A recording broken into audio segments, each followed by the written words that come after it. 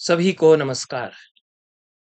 मैंने अपने रामायण संबंधी व्याख्यानों में राम के चरित्र की विशेषताओं पर अनेक बार विस्तार से चर्चाएं की हैं। विशेष रूप से वाल्मीकि के राम पर मैं बात करता रहा हूं और वाल्मीकि की दृष्टि में राम क्या हैं। बालकांड से ही नारद से जब वो पूछते हैं, कौन अस्मिन् साम्प्रतं लोके गुणवान कश्च वीर्यवान, ऐसा कौन सा मनुष्य है इस संसार में अब जिसको हम आशा की दृष्टि से देखें, जिसका चरित्र हम कह सकें, जो आगे के लिए युग युगों तक प्रेरक रहेगा, ऐसा उनका आशय है। ऐसे मनुष्य का चरित्र वे कहते हैं। इस रूप में वाल्मीकि राम के चरित्र की परिकल्पना नारद के वचन सुनकर के करते हैं। और राम में अनन्य साधारण गुण हैं, पर वे मनुष्य के रूप में वाल्मीकि के द्वारा परिकल्पित हैं। वाल्मीकि ऋषि हैं और एक मनुष्य का चरित्र वे कह रहे हैं। यह वाल्मीकि में राम का जो चरित्र है, पर जो अनेक असाधारण गुण राम के हैं, जिनके कारण वे ईश्वर रूप में पूज्य होने लगते हैं या अवतार मान लिए जाते हैं, उन वाल्मीकि के राम में उनके गुणों की चर्चा करते हुए एक गुण उनका कहीं छूट गया था मुझसे कहने में, उसकी चर्चा मैंने बहुत कम की थी। वह उनकी विनोदशीलता है। उस पर भी मैंने एक वक्तव्य कुछ समय पहले यूट्यूब के इसी चैनल पर दिया है और वह अन्य रामायणों में फिर वह प्रसंग हटा ही दिया। अन्य किसी रामायण में आता ही नहीं है। उससे राम के चरित्र की जो ऊंचाइयां हैं वो कैसी उद्घाटित होती हैं। अद्भुत प्रसंग है। जो थोड़ी सी ठिठोली वो त्रिजट ब्राह्मण से करते हैं, बहुत गरीब ब्राह्मण है, फाल कुदाल लेकर के चला आया है, खेती किसानी करके जीवन यापन करता था। उन्होंने राम ने तो वनवास के समय जाते समय सब कुछ दान दे दिया है और कुछ रहा नहीं, कुछ थोड़ा बहुत बचा है, तब ये आया है। और पत्नी ने इसको भेजा, अपरिग्रही है, मांगना नहीं चाहता है किसी से। पत्नी ने कोंच कोंच करके भेजा कि बच्चे भूखे हैं सब। उस पर मैंने चर्चा की है कि कैसे कुछ श्लोक बढ़ाए गए हैं अन्य संस्करणों में, पत्नी जिस प्रकार से बच्चों को दिखा करके कहती है, और कहीं सुधारा भी गया है। फाल कुद्दाल लांगली ये बदल दिया गया है, उसको वेदज्ञ ब्राह्मण बना दिया है। तो ये जो संशोधन किए हैं वो ऋषि के काव्य में अनावश्यक संशोधन कर दिए हैं। ब्राह्मण लोग, ऋषि पहले खेती करते थे, दरिद्र भी हो सकते थे और चरित्र से बड़े हो सकते थे, मांगेंगे नहीं, लेकिन पत्नी जब अड़ गई तो वो मांगने आ गए। तो उसमें राम के चरित्र की विनोदशीलता सामने आती है कि थोड़ा सा वो परिहास कर लेते हैं। भूमि तो उसको दान में देते ही हैं बाद में। तो ये परिहासशीलता भी उनके, विनोदी स्वभाव उनमें कुछ है। यह बात के रामायणों में तो भुला ही दिया गया। इतने बड़े वो हो गए ईश्वर के रूप में कि उनकी कहीं गरिमा न टूट जाए। थोड़ी सी देर ठिठोली यदि कर लेंगे किसी गरीब आदमी से, और वह बहुत ही अ, सुकुमार, अच्छा सुंदर प्रसंग है। इसी तरह के प्रसंग कुछ जो राम के प्रकृति वर्णन के हैं, उनका जो कवि मन है, उसके प्रसंगों को हटा दिया गया है बाद की रामायणों में। वाल्मीकि के राम मर्यादा पुरुषोत्तम है। समुद्र गांभीर्य धैर्य हिमवान इव, समुद्र की तरह गंभीर और धैर्य में हिमालय की तरह, ये सब ठीक है, लेकिन संवेदनशील तो बहुत हैं। यह भी बाद की रामायणों में नहीं मिलता है। जितनी गहरी संवेदना राम की है कि इतना तक कहने में डरते हैं कि तुम्हारा मैं क्या प्रत्युपकार करूं, ये पूछने में डरते हैं।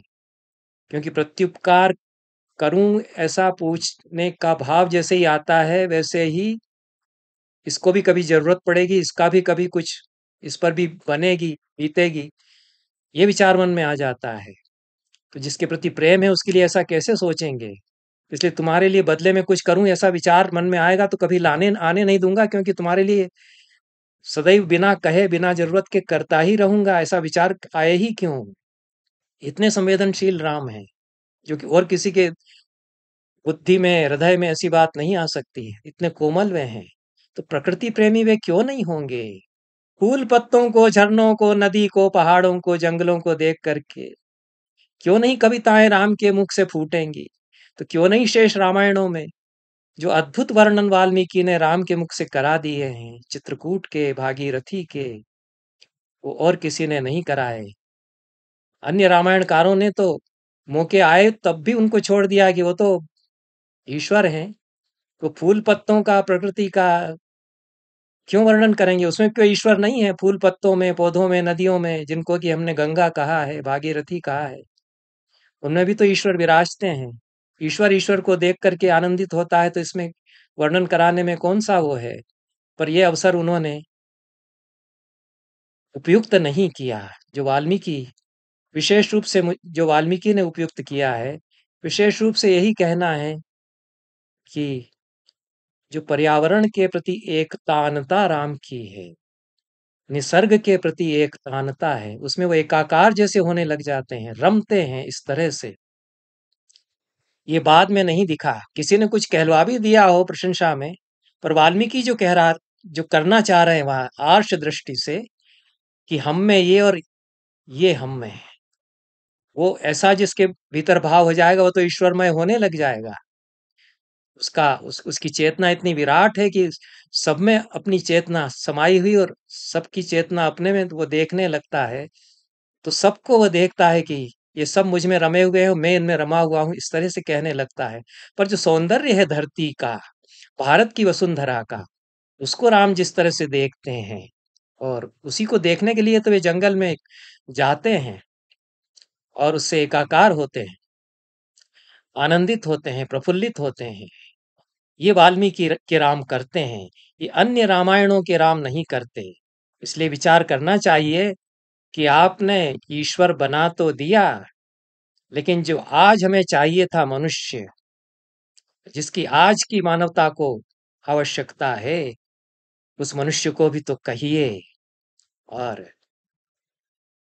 घंटी बजा बजा कर पूजा करने से आज काम नहीं चलेगा। हालांकि हो यही रहा है, धर्म के नाम पर उतना कर लो, ये चढ़ावा वो कर दो, हमारा बिजनेस खत्म हुआ, पूरा हुआ उससे। पर समाज जिनसे आगे तक जाता है, वो वाल्मीकि के राम के द्वारा वो बातें जो बताई जाती हैं, उनकी तरफ ध्यान दिया जाना चाहिए। और उसमें से जो पर्यावरण चेतना जिसको आज की भाषा में कहा जाता है, वह जिस प्रकार से खुलती है वाल्मीकि के राम के वचनों में, तो आज की शब्दावली का आरोप किसी को लग सकता है, लेकिन राम कहते हैं, न राज्यात् भृंशनम भद्रे न सुरद्भिर विना भव। सीता से कह रहे हैं, वो कितने प्रेम से भद्रे कह करके उसको बुला करके बता रहे हैं कि देखो भद्रे, ऐसे सुंदर जगह पर हम हैं कि राज्य से हमको निकाल दिया गया, हमारे मित्र संगी सब छूट गए अयोध्या में। तो न राज्यात् भृंशनम भद्रे न सुरद्भिर विना भव, मनो में बाधते दृष्ट्वा रमणीय मिमम गिरिम। चित्रकूट का ये जो पहाड़ है, इसको देख करके वो सारे दुख बिसर गए। इसकी इसकी जो मनोहारिता है, सौंदर्य है, उसको देखते देखते सीता को अपने सुख में, अपने आनंद में सम्मिलित करते हुए राम कह रहे हैं, प्रेम भी इसमें है। ये अन्य रामायणों के राम ने सीता को बुला करके और ऐसा कहा हो, ऐसा प्राय नहीं मिलता है। इसलिए वाल्मीकि के राम की तरफ थोड़ी नजर आज के लोगों को, जिनमें थोड़ी कुछ चेतना है, आज की परिस्थितियों की सूझबूझ समझ है, उनकी जानी चाहिए। आगे राम कहते हैं, यावता चित्रकूटस्य नरः श्रृंगाण्यवेक्षते कल्याणानि समाधत्ते न पापे कुरुते मनः। जितना जितना चित्रकूट के शिखरों को मनुष्य देखता है, कि पूरी मनुष्य जाति के लिए कह दिया उन्होंने, कि मनुष्य लोग जब जब चित्रकूट के इन शिखरों को, गिरि शिखरों को निहारते हैं, कल्याणानि समाधत्ते न पापे कुरुते मनः, कल्याण की भावनाएं उसके भीतर उमड़ती है, उमगती हैं, और पाप में उसका मन फिर नहीं लिपटेगा। ये पवित्र करती है ये वसुंधरा, इसका सौंदर्य। तो यह यदुच्यते पार्वती पापवृत्ते न रूपमित्य व्यभिचारी तद्वचः।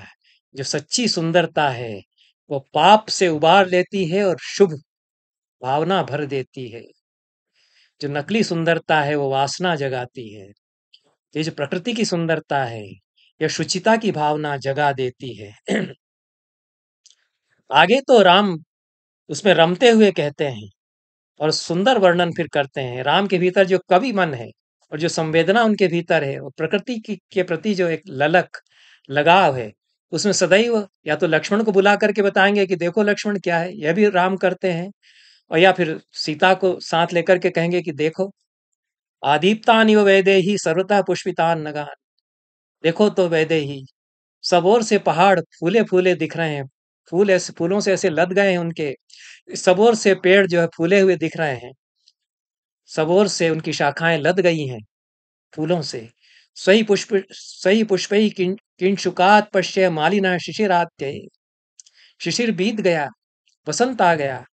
तो देखो तो किंशुक के पेड़ जो है कैसे फूलों से लद गए हैं। पश्य भल्लातकान फुल्लान नरैरनुपसेवितान। ये भल्लातक के फूल देखो, इनकी तरफ मनुष्य आंखें नहीं डालते हैं, सुगंध इनमें नहीं है, ये भी फूल रहे हैं खूब। और फल पत्रैरवनतान नूनम शक्ष्यामि जीवितुम। इन सबको देखते देखते हम तो जी गए यहाँ, राम कहते हैं। अब इस वन में हमें कोई कष्ट नहीं रहा, इन्हीं को देखते देखते जी लिए हम, ऐसा कहते हैं। ये जो मुहावरे हैं इसमें, पश्य द्रोण प्रमाणानि लंबमानानि लक्ष्मण, मधुनि मधुकारी भी संभ्रतानि नगे नगे। द्रोण के बराबर पात्र होता है, द्रोणी बड़ा सा पात्र होता है, उसके बराबर देखो नग नग वृक्ष वृक्ष पर जो लटक रहे हैं छत्ते, मधुकारी जो मधुमक्खियां हैं उनके द्वारा बनाए हुए छत्ते बड़े बड़े आकार के उन पर लटक रहे हैं हर पेड़ पर। देखो तो सही लक्ष्मण, ये कितने दर्शनीय हैं, ऐसा कहते हैं। एष क्रोशति दात्युहस्तम शिखी प्रतिकूजति, रमणीये वनोद्देशे पुष्प संस्तर संकटे। यह कूज रहा है चातक, और मयूर उसको जवाब में कूजन कर रहा है, सवाल जवाब हो रहा है पक्षियों में। ये बहुत होता है जंगल में, जब हम जाते हैं तो कई कई चिड़िया एक साथ कूजती हैं, एक चिड़िया दूसरे के कूजन में प्रतिकूजन करती है। इस सुंदर वनोद्देश में, इस सुंदर वन प्रांतर में, जो कि फूलों से भरा हुआ है, फूलों से भरी हुई घाटियां हैं, ये जो राम का मन है, ये धरती में, इस धरती में, इस धरती के सौंदर्य में, इसके खेत खलिहानों में रमा हुआ मन है। और ये इस राम को समझा जाना चाहिए जिन्होंने भारत की धरती से प्रेम किया है और इस धरती के लिए लड़े हैं। वो आर्यावर्त की धरती को बचाने के लिए लड़े हैं। वाल्मीकि के रामायण में सीता आर्यावर्त की संस्कृति की भी प्रतीक है। रावण जब उनको हरण करके ले जाता है, आर्यावर्त की जो तेजस्विनी संस्कृति है वह हरी जा रही है। सीता जिस तरह से धकेलती हैं, झगड़ती हैं रावण से, वो दृश्य देखिए। ये तेजस्विता आर्यावर्त की संस्कृति की है, उसके लिए राम लड़ते हैं। सिर्फ एक स्त्री के लिए राम नहीं लड़ते हैं।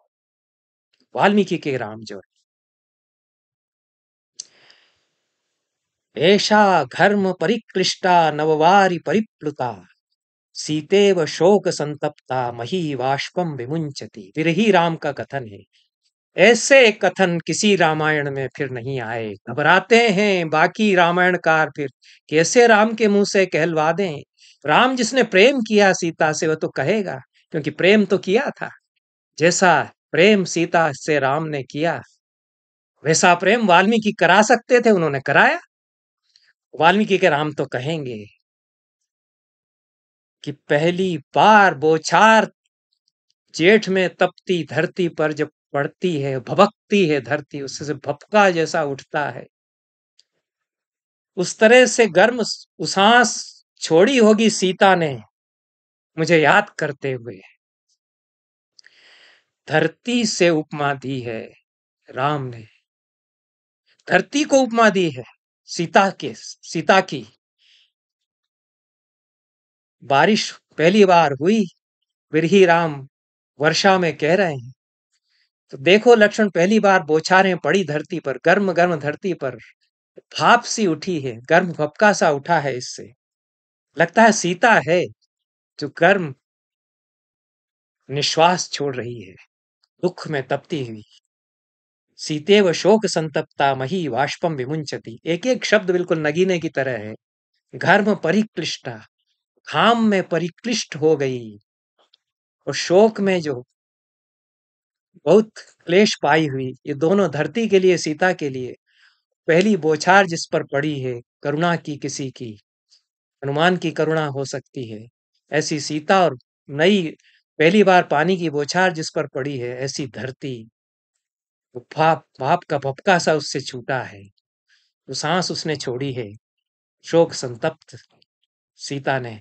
स्मृति है, व्यभिचारी भाव इसमें विधा हुआ है, सीता की स्मृतियां हैं। क्या हुआ होगा सीता का, वो सब याद, वो प्रतिस्मृति के साथ धरती का वर्णन करते हैं। नील मेघाश्रिता विद्युत स्फुरंती प्रतिभाति में, स्फुरंती रावणस्यांके वेदैहिव तपस्विनी। ऐसा श्लोक फिर कभी नहीं आया, फिर किसी के विरह में नहीं कहा गया। ये वाल्मीकि के राम है, जिनको धरती, वर्षा, आकाश, बिजली, ये सारी धरती दिखाई पड़ती है, आकाश तक जो सारे पर्यावरण है, प्रकृति जो है वो दिखाई पड़ती है। काले काले बादल के ऊपर तड़प करके चमकती है बिजली, जैसे रावण के द्वारा हरी जाती हुई सीता उसके अंक में तड़पी होगी, छटपटाई होगी। राम जानते हैं कि ऐसे नहीं ले गया होगा सीता को रावण, छटपटाई होगी छूटने के लिए, सब किया होगा। ये माया सीता नहीं है कि हम कुछ लीला करेंगे, है प्रिया तू अग्नि में चली जा और उसकी जगह, तेरी जगह ये माया सीता रहेगी। तो माया सीता चली जाती है, उसको क्या तड़प होगी, उसको क्या छटपटाहट होगी। ये मानवी है जो झगड़ती लड़ती है रावण से। राम जानते हैं कि कैसी तड़पी होगी सीता। बाद के रामायणकारों को तो नहीं साहस था कि राम के मुंह से ऐसा कहलवा दें, पर ये साहस चाहिए। मनुष्य को यदि चाहिए मनुष्य होना, आदमी को चाहिए आदमी होना, तो ये साहस समेटिए। कायर हो गए तो भक्ति करते रहिए। वाल्मीकि के राम तो कहेंगे ऐसा, वो तो यह भी कहेंगे, बहुएतत् कामयानस्य शक्यमेतेन जीवितुम् यदहं सा च वामोरु रेकाम धरणिमाश्रितौ। कामना का ऐसा ज्वार है मेरे भीतर, फिर भी इस आस के सहारे जी सकता हूं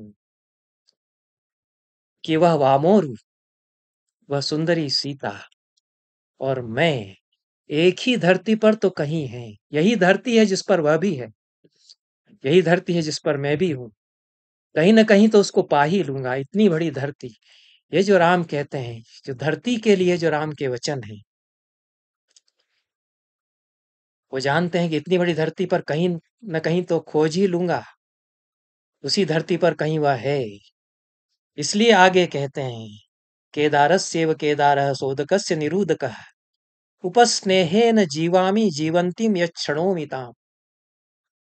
जैसे एक सूखी हुई क्यारी खेत में सिंची हुई क्यारी से जुड़कर जी जाती है, ऐसे ही जी लूंगा। कोई आकर के मुझे बता दे कि सीता तो है, जीवित है। ये जो विरही मन की चिंताएं, आशंकाएं हैं कि पता नहीं क्या हो गया होगा, कुछ हो तो नहीं गया होगा सीता को, उससे उसके कारण कहते हैं कि यह आकर के मुझे कह दे कि सीता है इसी धरती पर कहीं है, तो जाकर के हर तरह से मैं उसको पा ही लूंगा। उसी तरह से जी उठूंगा जैसे कि सूखी क्यारी सिंची हुई क्यारी से जोड़ देने पर जी जाती है, फिर से उसमें अंकुर आ जाते हैं। ये खेत से उपमा दी है। राम जानते हैं खेती कैसे होती है। एक क्यारी में पानी जब भर जाता है तो उसको खोल करके परिवाह बना करके, जिस तरफ पानी भेजना है सूखी क्यारी में, उधर बना करके सूखी क्यारी में पानी भेजते हैं, ताकि सूखी क्यारी भी जी उठे। ये खेत खलिहानों से प्यार करने वाले व्यक्ति की उक्तियां हैं, भले ही वो घोर दुख में, विरह के संताप में कही गई उक्तियां हों। ये वाल्मीकि के राम हैं जो ऐसा कहते हैं। थोड़ा सा दृष्टिपात हम करते हैं। महान कवियों की रचनाएं हैं, उनका उन्होंने जिला करके रखा है हमारे समाज को। तुलसी की रामायण ने 500 साल तक भारत भारत के समाज को जिलाए रखा। आशा का संदेश दिया, धैर्य बंधाया। लेकिन जो हजार-हजार साल से जिलाए रखे रही है रामायण, उसकी तरफ तो देखना चाहिए, हम तो उसकी तरफ देखेंगे। तुलसीदास बहुत बड़े कवि हैं निस्संदेह। उनको अवसर भी मिला था कि राम के मुख से कहीं कुछ वचन कहलवा देते इस धरती की, निसर्ग की, प्रकृति की प्रशंसा में। उन्होंने अवसर छोड़ दिया। वो अवसर तो उनको संस्कृत कविता ने ही दिलवा दिया था। पुष्प वाटिका का प्रसंग उन्होंने जयदेव के प्रसन्न राघव से प्रेरित होकर के, बल्कि वहां से बहुत कुछ ले करके, शब्दावली इत्यादि, क्योंकि जयदेव के प्रसन्न राघव से तो उन्होंने वाक्य के शब्द बहुत लिए हैं। ये हर महान कवि करता है, क्या का क्या वह कर देता है। तुलसी ने संस्कृत के कालिदास, जयदेव, राजशेखर, हनुमान नाटक, इन सब कवियों और इनकी रचनाओं के जो वाक्य अभिप्राय लेकर के और उनको अद्भुत स्वरूप दिया है। बहुत बड़े कवि वैसा कर पाते हैं, इसमें कोई संदेह नहीं। पर ये जो पुष्प वाटिका प्रसंग जो कि प्रसन्न राघव में पहली बार आया 12वीं शताब्दी में, 13वीं शताब्दी के आरंभ में संस्कृत नाटक में, वह भी एक लीला नाटक है, उसमें भी उसी तरह से लीला के द्वारा उसका अभिनय होता है। लीला नाटक, रामलीला तुलसीदास से ही आरंभ हुई हो ऐसा नहीं है। लेकिन मूर्खता है तो अब मूर्खतापूर्ण ढंग से लोग कहते आ रहे हैं, तो कहते रहेंगे, हमारे बात भी कहेंगे, लेकिन हम तो सत्य कहते रहेंगे कि रामलीलाओं की परंपरा, लीला नाट्यों की परंपरा बहुत पहले से चली आ रही है। हनुमान नाटक है, वो लीला नाटक है, तो बहुत पहले से हमारे यहाँ 1000 वर्ष से पहले चला आ रहा है। उसमें पुष्पवाटिका प्रसंग लीला नाट्य में आ जाता है, जयदेव के प्रसन्न राघव में। उससे बहुत सुंदर ढंग से किस तरह से तो राम लक्ष्मण के लिए कहते हैं कि लक्ष्मण की इच्छा है गुरु जी की कुछ घूम घाम लें मिथिला में, तो जाते हैं, फिर पुष्प वाटिका में पहुंच जाते हैं। तो वहां सब तुलसीदास ने वर्णन तो किया उन्होंने पुष्प वाटिका का। भूप बाग बर देख उजाई, जहाँ बसंत ऋतु रही लुभाई। तो कहते हैं ऋषि की ठीक है, जाकर के देखो, राजा का बाग भी देखो, वहां बसंत ऋतु होगी। लागे विटप मनोहर नाना, बरन बरन बर केली बिताना। तरह तरह के वहां वर बेली बिताना, तरह तरह की लताएं होंगी, पेड़ होंगे वहां। नव पल्लव फल सुमन सुहाए, निज संपत्ति सुर रूख ल जाए। ऐसे सुंदर सुंदर वहां पेड़ होंगे कि देव वृक्ष, कल्प वृक्ष भी लज्जित हो जाएं, ऐसे सुंदर उनमें फूल खिले होंगे। चातक कोकिल कीर चकोरा, पूजत विहग नटत कल मोरा। और इस तरह के सारे पक्षी वहां कूजते होंगे। मध्य भाग सोह सुहावा, मनि सोपान विचित्र बनावा। अच्छे वर्णन है। उसके बीच में बहुत सुंदर सरोवर है, जिसमें कि मणियों की सीढ़ियां बनी हुई हैं। विमल सलिल सरसिज बहुरंगा, जल खग कूजत कुंजत भृंगा। निर्मल वारी और रंग बिरंगा उसका जल, उसमें भृंग भौरे कूजन कर रहे होंगे उसके ऊपर। ऐसा बाग तड़ाक देख करके बंधु समेत हर्षित हुए रघुपति। इतना कह करके तुलसी आगे बढ़ गए। उन्होंने कहा कि कितना सुंदर यह बाग है, जो कि राम को भी, मेरे राम को भी सुख दे रहा है। उसके आगे फिर राम बढ़ जाते हैं। राम के मुख में कुछ ऐसे वचन डाल देते जो वाल्मीकि ने अपने राम के मुख में डाले हैं, वैसा तो रामचरितमानस में नहीं हुआ। भक्ति की धारा है, वैसे वर्णन राम के मुख से कैसे कहलवा दें। जो एक संवेदनशील कवि मन का भावुक व्यक्ति करता है, कर उठता है मुग्ध होकर के, उस रूप में अपने आराध्य को कैसे करें।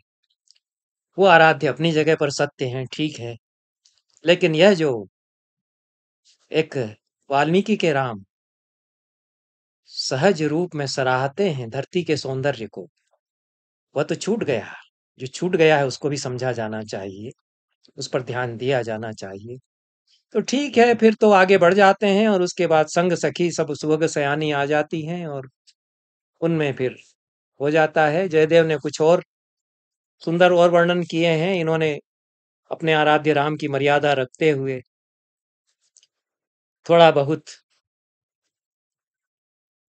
चक्षुर मिलाप वहां करवाया है, पर निसर्ग, उसका सौंदर्य जो है, जो जयदेव में है, वह नहीं आया है। यह अन्य सभी रामायण पर लिखने वाले बड़े-बड़े रचनाकारों में यह आता है और उसमें आधुनिक दृष्टि से जो लिखते हैं, उनसे तो लगता है कि धरती का सौंदर्य छूट ही गया है। इस धरती के खेत, खलिहान, जंगल, नदियाँ, पहाड़, वनस्पतियाँ, ये उनके राम के लिए हैं ही नहीं।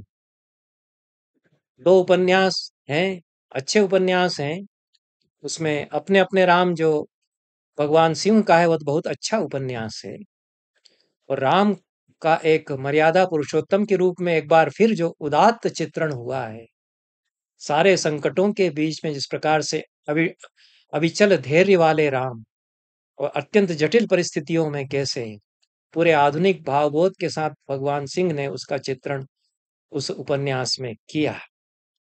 उनको कोई अवसर ऐसा था ही नहीं और राम का कविमन दिखाने का, संवेदनशीलता उनकी दिखाने का और जो पर्यावरण से एकाकार होने का भाव भारतीय चेतना में है, वही हमारे भीतर ईश्वर का भाव है, उसको दिखाने का अवसर उनको नहीं था।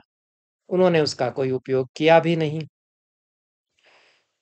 एक एस.एल. भैरप्पा के राम हैं, उनका उत्तरकांड उपन्यास है। उसमें राम बहुत मुग्ध होकर के प्रकृति को निहारते हैं, लेकिन किसी को सम्मिलित करते ही नहीं हैं। अकेले जा कर के और वो बैठे रहते हैं और देखते रहते हैं। लक्ष्मण और सीता खींचते रहते हैं। लक्ष्मण लकड़ियाँ काट रहे हैं, गोबर के कंडे बना रहे हैं, सीता चूल्हा जला रही हैं, सब परेशान हो रहे हैं दोनों। खींच रहे हैं, राम अपने में मगन है, वो आत्म केंद्रित राम है, जो एस.एल. भैरप्पा के राम है। धर्म की रक्षा बहुत करते हैं वो, जिसको वो धर्म समझते हैं, एस.एल. भैरप्पा तो उस पर बड़ा सवाल उठाते हैं। तो यह जिस रूप में राम को प्रस्तुत करते हैं, वो तो वाल्मीकि के राम जिस तरह से प्रकृति को सराहते हैं, वो दृष्टि तो बहुत विकृत हो गई है। उसमें तो उपभोक्तावादी दृष्टि हो गई है कि मैं खुश हो रहा हूँ, अकेला बैठे देख रहा हूँ। उससे एकाकार होने का भी कोई भाव नहीं है। जितनी देर इसको देखूँगा, उतनी देर विराट हो जाएगा चैतन्य, ऐसा भी भाव नहीं है। जितनी देर मैं इसको देखता हूँ, उतनी देर मेरी चेतना निर्मल होती चली जा रही है, ऐसा कुछ भी ऐसा वर्णन वहाँ करने की गुंजाइश एस.एल. भैरप्पा में नहीं है। एक आधुनिक ताबोध से ग्रसित एक जो कि बड़ा उपन्यासकार माना गया है हमारे समय का, उसके उपन्यास के राम हैं। वे प्रकृति में मुदित होते हैं, उसके बीच बैठते हैं, अकेले बैठे रहते हैं, देखते रहते हैं, वो आत्म केंद्रित हो गए हैं इस प्रकार से। सीता को बुला-बुला करके मगन होकर के दिखाएँ जैसा वाल्मीकि के राम करते हैं, ऐसा वहाँ पर कुछ भी नहीं है। और लक्ष्मण को बुला करके दिखाएँ।